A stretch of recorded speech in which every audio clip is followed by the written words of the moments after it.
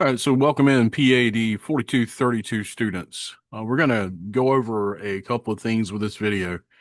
I'm going to spend the first part of it going over the assignment for this week, your draft. This will be your draft that will eventually turn into your final here very soon. So I want to go over this with you. There's a couple of things we want to look at with this. You have a lot of the information that it's asking for. So that is a plus for what you've been doing so far with the class. When you put this together, be cognizant of the amount of work that you put into it that will save you work as you build your final. So you're developing your basis for what your next assignment will be. With whatever pointers and any changes that I suggest that you make to it, which I will make suggestions. I'll be going over these pretty thoroughly and working on making suggestions for you.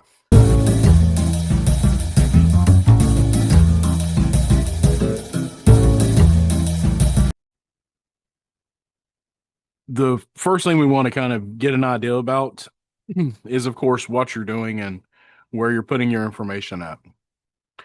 All right, so you're looking at the form that is sent out. This is kind of your instructions about what you need to do. You're applying for that grant money from the Youth Now for Adults Later Foundation. It is a grant that can give you up to $150,000 for a period of 1 to 2 years to support programs or projects designed to reach the community or address a need in the community. And we're doing a target range of 13 to 18-year-old youths so that we can learn to kind of build what we're doing around the 40 developmental assets that we have listed in the book. So with that framework, then you begin to build what you're doing. And as I've looked over your assignments you've submitted so far, I began looking at the budgets today. Those are getting feedback added to those. If it is feedback, there is likely going to be a video of feedback where I share the screen with you and go over that particular budget, and we can look at line items that may need adjusted. And I want to kind of really point out the line item part of this when we get to that. And I'm going to discuss the budgets in line with what we're doing with the assignment coming up. So I'll kind of discuss both of those and then spend a little bit of time at the end discussing what needs to be there. So for this assignment, you need to make sure it is a Word document. It's going to be 6 to 8 pages. You need to be into a 6-page pretty well. Don't just cut it off when page number 6 and the last thing be on there a period. Try not to do that. 12-point Times New Roman font. Make sure that you're double spacing your sentences and using black ink, the standard for most assignments that you would submit in a academic setting. All right, so what it's asking for to be considered for this, you need the completed grant application. All right, that's going to be somewhere in an attachment. That will be your proposal, is what you're looking for. Your executive summary will be a summary of the project or proposal. You've submitted something like that, some background, what you're doing, what your needs are, that type of thing. You've already completed a history of your organization, so that should just be a plug-in to the document you build for your proposal. So that should be something that's easy, just integrated into your proposal. Make sure that it is an even flow. It doesn't seem like something that's just thrown in. That section will, come out the way that it needs to. A list of current and past staff, even if it's just volunteer led, which some of your programs or projects are completely volunteer based. So that means that you do not have a paid staff, but you do have individuals who will be working. List those and give a list of what their tasks are. So what will they be doing? What will they be taking care of? If this is a new organization that has never done any type of worked before. This is a grassroots type effort where you're just getting off the ground with it. Indicate the experience level of any staff or volunteers that you're bringing in with this. You don't have to name anyone by name, but give uh, a definite or give a bit of information about these members of your staff, the folks who will be working within this program. What experience do they bring? What are they doing? What are they adding to the program? A lot of grantors, they want to make sure that the folks who are going to be handling this money and who will be moving forward with the project or program, and they know what they're doing. All right. So if they're putting this money in, they want to make sure you know what you're not just, you had a real good idea and decided to get a bunch of friends together and see if you can make it work. They want to make sure that you have someone in there who has the experience to make it a fruitful effort, because they're not just giving this money away just to give it away. A lot of times these granting agencies and these groups and these foundations that give out these grants, they do so because this is a act of love, or that they want to see proceed, and they want to see success in everything that they give this money to. So they'll want to see that there's some type of experience, give a history, kind of like a, not necessarily an employment history, but just a history of what is what goes into the folks who are working in this, like a brief summarize a resume into a few lines about the volunteers and the staff that you have working there. A detailed budget. So let's spend some time with the budget here, and we won't have to do it at the end of the video. But with the budget, the first thing I'm seeing with these is have been grading through these, and I have a few of them graded. I'm about halfway through the class. I had some things to take care of today, so I stopped when I got to about the halfway point. I'll be finishing those up this evening, so that you will have those available for you to work with this. But with these budgets, what I'm seeing is entries in your spreadsheet that should be line item entries that have been compressed into one entry. Things like miscellaneous expenses. Well, what are those miscellaneous expenses? Things like just an overall, this is equipment and this is a amount we need. Well, what's the equipment? What are you doing? A lot of the projects this term have been about STEM type projects. There's a lot of equipment that goes into that. What is the equipment? What are we spending this money on? What are you going to be doing? How much are these items? If you're getting laptops or you're getting desktops or you're getting tablets, how many are you getting? How much are they a piece? This is where you're going to have to kind of think, okay, well, how much is a computer going to be? And this is what I need, and this is how many of those I need. Depends on how long your project is for, how many uh, individuals you're planning to service with your program.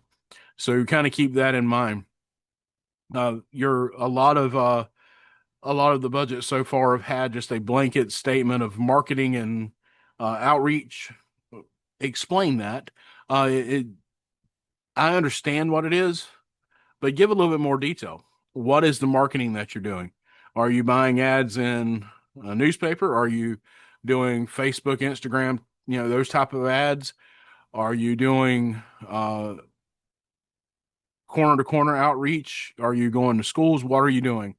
How is that money, that part of the budget? Because some of those is a pretty hefty part of a budget. And well, what is that 5,000 or $7,000 being spent on? So kind of explain that a little bit. You can break those down in just line items. So in the spreadsheet, on your Excel sheet, it's just line items, right? It's going to be computers, the number of computers, the price per each one, and what the total is. And then that taken off of whatever funds you have available. And I do want to add that into, as I mentioned, funds available. You don't have to show a lot of funds available if it's, you may think that you have to have pretty much an even match, and a lot of the budgets so far have been trying to make even matches, where half of it's coming from funds available, half is coming from the grant that you're requesting. If you have a project or program you're doing whether it is a true program or project that you're doing this funding for, that you're going to turn this into a real world application, or if this is something you're working on, maybe for future reference. Uh, these type of things, a lot of times the reason you're requesting funds is it's hard to get funds. Communities have a lot of money going out, and as the economies sway back and forth and go up and down, individuals may not have the money to donate. I think I've mentioned to a couple of you so far in the budgets that I've graded. You have in-kind donations or donations from community, things on those lines. Well, one thing to think about with those, have a contingency in case that doesn't follow through. In case for some reason, the folks who have promised an in-kind donation, and I've worked enough in different organizations raising funds for various reasons to know that money that is pledged doesn't always get paid in. It's not always an automatic. People have real good intentions, and then life happens, and those real good intentions may not be able to be carried through on. So keep that in mind as you're working on those funds. So maybe estimate above what you need uh, in what you're, or estimate lower in what you think you're getting from the community than what you may have an idea of. Just something to keep in mind. Uh, Check over the calculations. So far, all the spreadsheets are doing what they should, but I do ask that you use the spreadsheet that is available to you in Canvas. A couple so far have turned in spreadsheets that they just threw everything together in one sheet. I want to see it in that sheet that was developed. That way, there's a breakdown. There's a cover sheet where I can just see the budget, and then I can access the other sheets and see all those line items. Because I do ask for those line items, and I will take off points on the budget that you've turned in so far, plus the draft and the final, if the line items are not listed as such. So don't just put equipment. Tell me what the equipment is. Uh, give detail. These things are about detail. Then the other part of your budget section is your narrative. Your narrative is where you explain what those line items are and how they're going to be used. All right. So we've discussed in your budget the line item of computers. Now you get a chance in your narrative side of your proposal where the budget section is going to be, what are we doing with those computers? How are they going to be utilized? What are the techniques that we're going to teach these students? If it's STEM, what are you teaching on the computers? What kind of programming are you going to need? Keep in mind that for some of the things that have been talked about as far as these projects go, it's something I'm missing seeing it. And I think one has had software or programming as a section in their budget, but others have not. If you're teaching STEM, a lot of times you're going to need some type of programs available. You're going to need to pay for something in there. So keep in mind that there may be some software or app charges that you need to account for. That would be something that could derail your whole budget if you did not uh, think about that. That's where your contingencies come in. Think of those contingencies that you may need.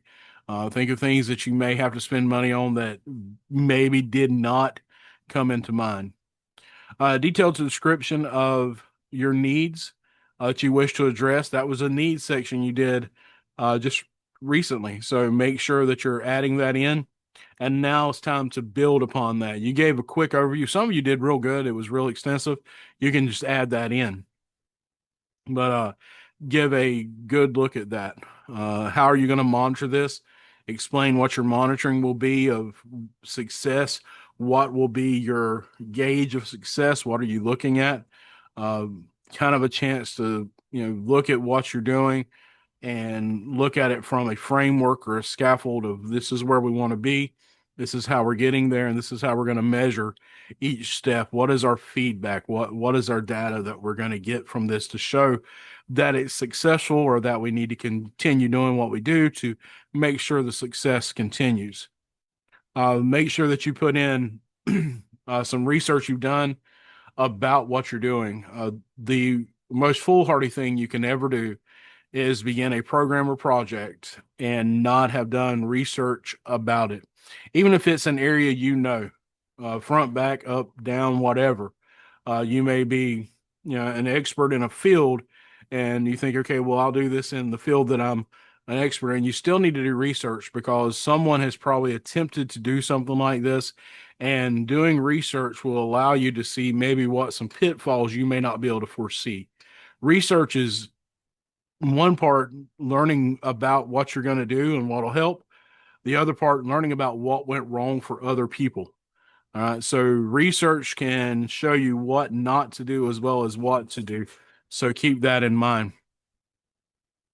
Last thing on here, let's see. If you quote from articles or research papers, remember to do APA style citation.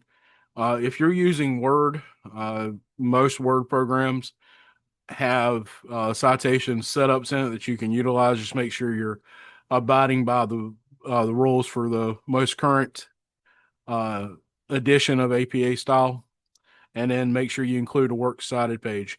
Your works cited page also will need to have some other material.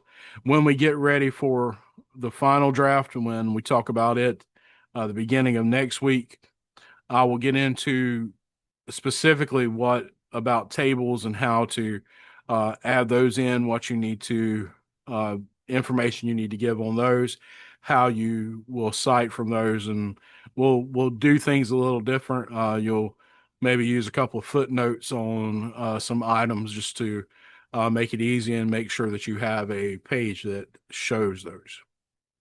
All right, so that's a rundown of this. Remember, 6 to 8 pages for this.